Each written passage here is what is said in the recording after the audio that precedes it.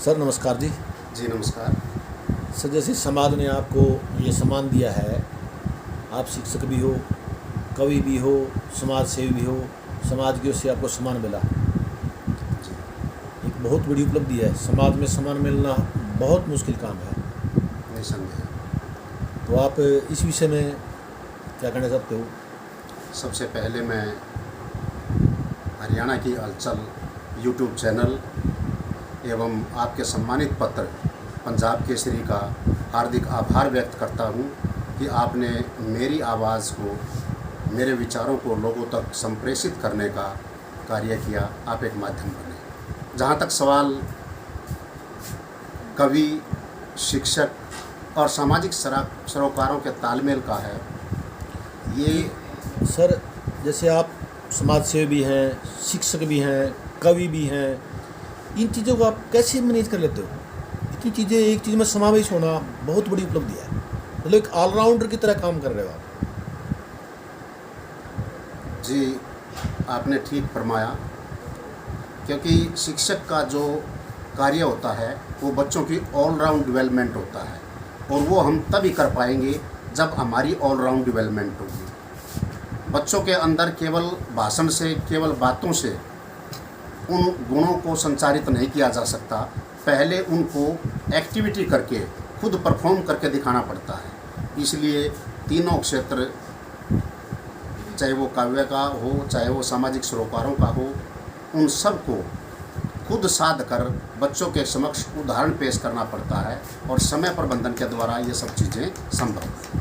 मतलब मेरा कहने का मतलब आप एक शिक्षक और माँ जैसी जी। दोनों भूमिका एक अंदर समावेश कर रहे हैं।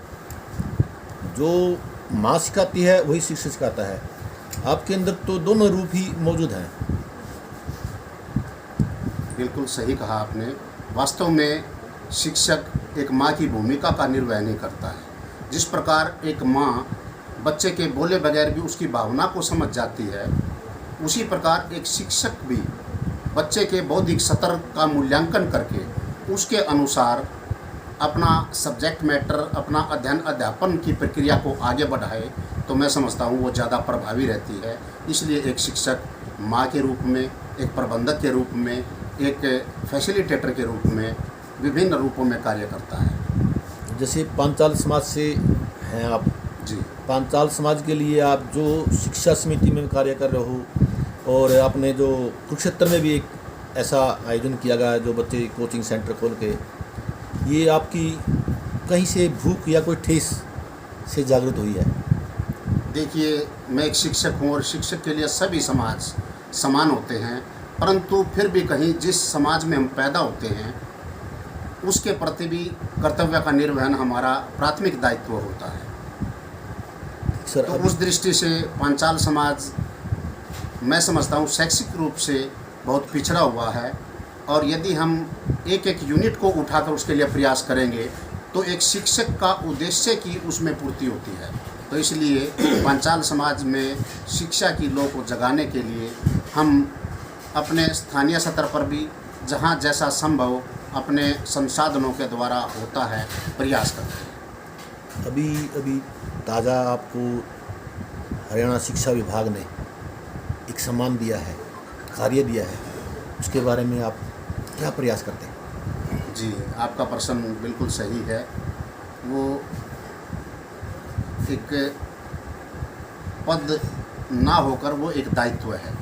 अब तक मेरा जो कार्यक्षेत्र था, मेरा विद्यालय परिसर था, मेरे विद्यालय के बच्चे थे, परंतु अब विश्वव्यापी संगठन स्काउट एंड गाइडिंग, जिसकी भारत में Bharat scout and guide unit है, उसके जिला पानीपत के डीओसी स्काउट का दायित्व मुझे दिया गया है।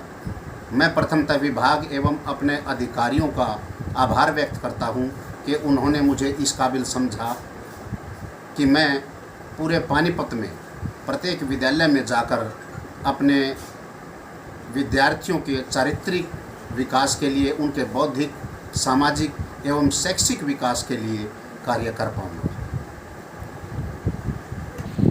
सर जैसे स्काउट गाइड, गाइड तो बुक, गाइड का नाम बुक भी है। जी नहीं, गाइड एक जो रुखसा भी है। जो 6ठी कक्षा से ऊपर के और 15 साल से कम आयु की लड़कियों का समूह होता है, उनको हम गाइड कहते हैं।